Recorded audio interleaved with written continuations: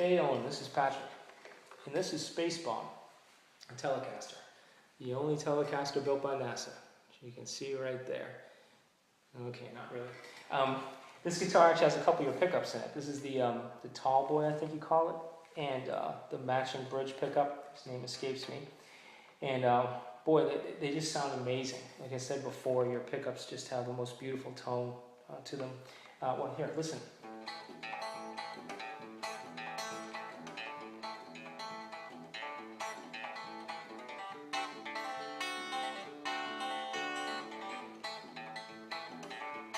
Okay, actually, I'm not plugged in. That's how good your pickups are. No, seriously, I've had some technical difficulties here tonight, and so we're going to be going without any sort of rig here or amp. And I figured instead of trying to work through those problems, I would just get something on tape as quickly as I could and out to you. And by the way, this is a Tele thin line. It's a semi-hollow, so it projects, and I've already tested it. We should be fine, but I figured rather than take the time to get everything working again, gosh, I think the gods are against us, Owen. But anyway, I figured instead of doing that, I would just get something on tape, and you could hear, and hopefully it'll make you a happy guy. I know you've been waiting for a while to hear this thing, and I think it's accurate. I'm fairly certain it's accurate. One of the things that throws it off is that as you mentioned before, it sounds like an organ on the original cut. Obviously, we know it's a guitar, but it sounds like an organ in part because he's probably playing through a bass man, but it's also the fact that his bottom is really, I mean, his bottom strings are they're Texas sized. And I'm from Boston, so these are not quite as heavy, so we're gonna have to make some allowances for the tone. But that tone he has, like you said, just sounds like an organ, and I think it's just the heaviness of those bottom strings, and so that makes it particularly interesting or difficult to match up against the original. But we're going to do as best as we can. Regardless, as you know, or as you can see here, I'm a fingerstyle player. So there is a banjo roll in this song, and if you play with a pick, obviously, you're going to have to make allowances for that. I'm sure you already know that. And so what I'm going to do is I'm going to take this in a couple of sections. The first pass through will just be me playing the solo from the top against the original backing track, so you can hear it and check its accuracy, and hopefully it measures up for you. And then from there, what I'll do is I'll break it down into its individual parts and go through it a little bit more closely. And anyway, I hope you like it, Owen, and we'll get started now.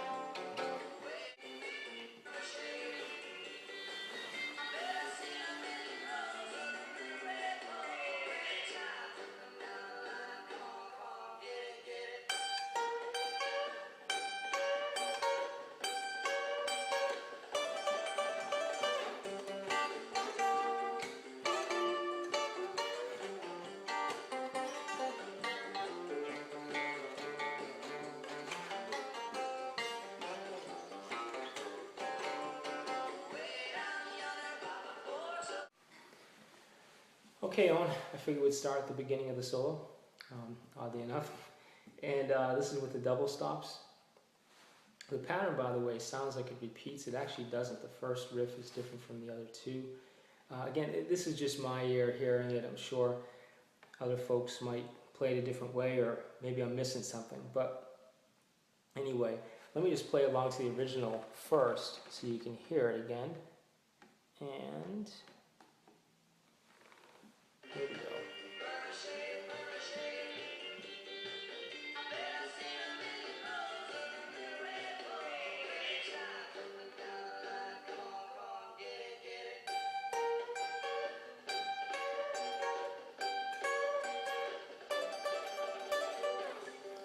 That little last riff, I'm sure you know what that is.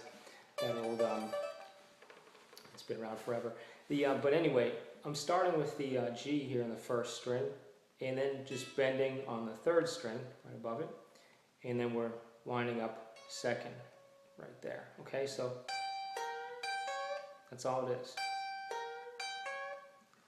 And then the second part of it and third part of it, he switches. So he goes.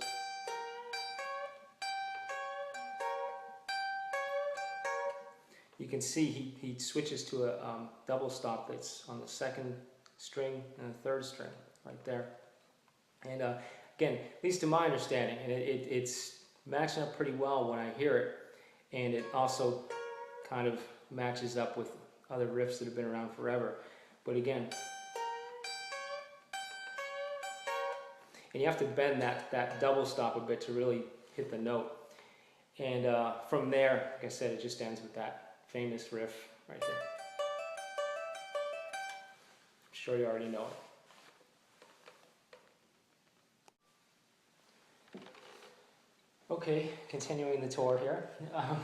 This is the part after, and once again I'm going to play along to it, and just so you can hear it matched up.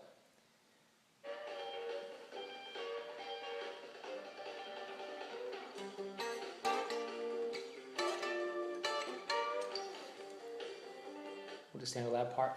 So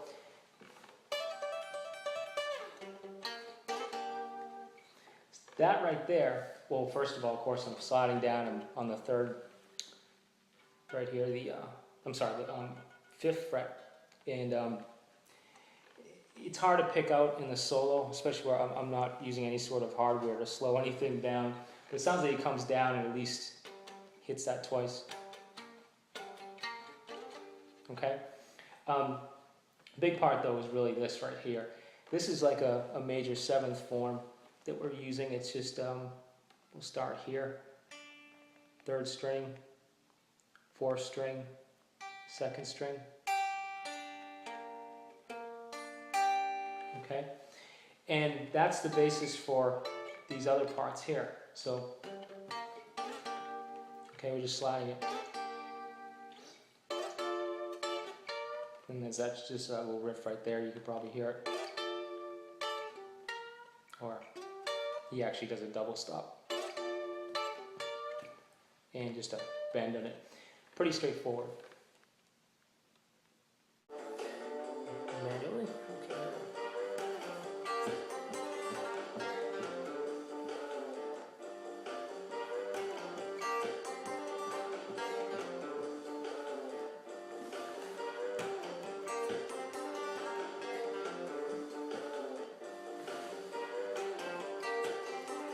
Oops, blew that one.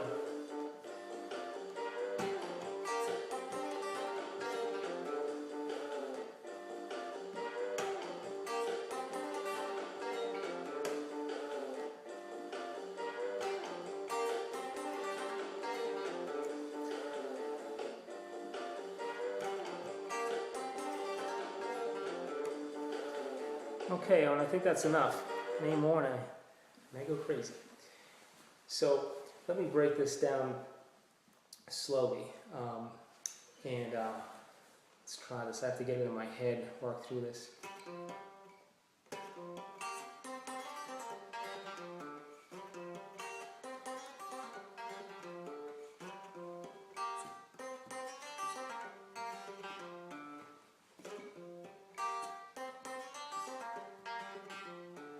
By the way, this part, I'm just leading into it.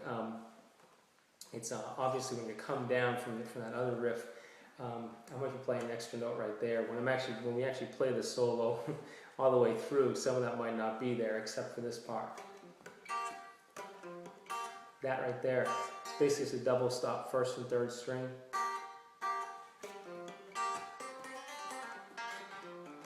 So anyway,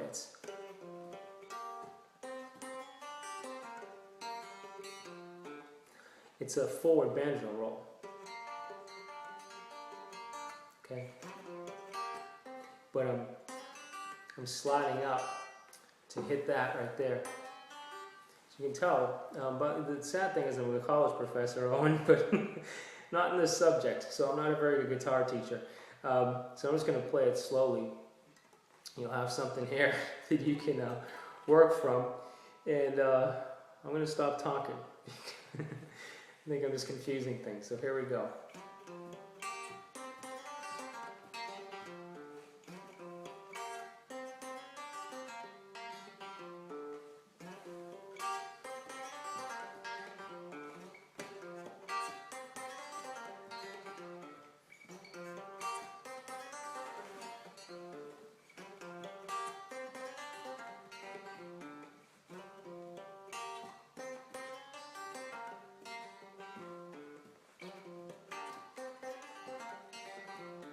And again, it's a banjo roll. You know, it's the straight there. It's 3-fingered, and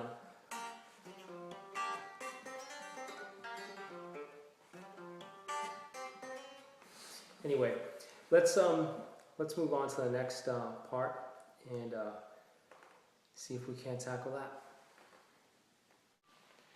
Okay, Owen, this is the final part of the solo. This is the part that drove me absolutely crazy, because it sounds like he's definitely playing a D, but it sounds like he's detuning it, or using a D bender or something. And in part, what's tough about it is that his bottom strings are so heavy, you know, and like you said, it sounds like an organ. So it's tough to figure it out sometimes what he's doing, simply because I don't hear the frets moving. I don't hear any fret noise. It just sounds like a big cable being used. Anyway, I finally figured out what he was doing, at least what I think he's doing, because it's an old riff that other people have used many times, especially from that era. And so it's not just him, and it makes sense, and it sounds good against the original. So this is my best take on it. And what it is, he's using a drone string. He's using the open D against a fretted D, okay? And I'm going to play along to the original so you can kind of hear it in context, and you'll see what I'm talking about here. So let me just start this up.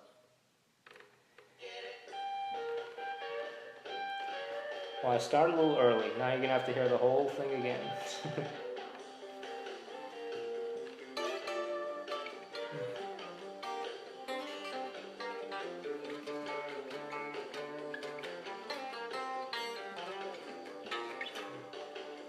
Okay, so he's got that.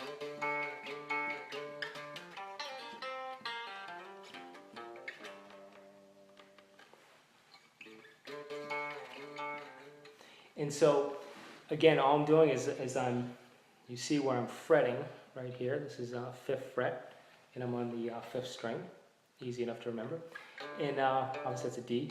And then I have the drone string, the open D. Okay.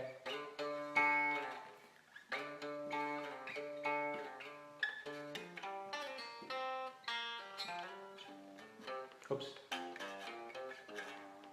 Very important, of course, is, you know, to slide down to that G at the end. That's that's where he really just the solo is unreal, and part of it are little things like that. Anyway, so let's hear it again.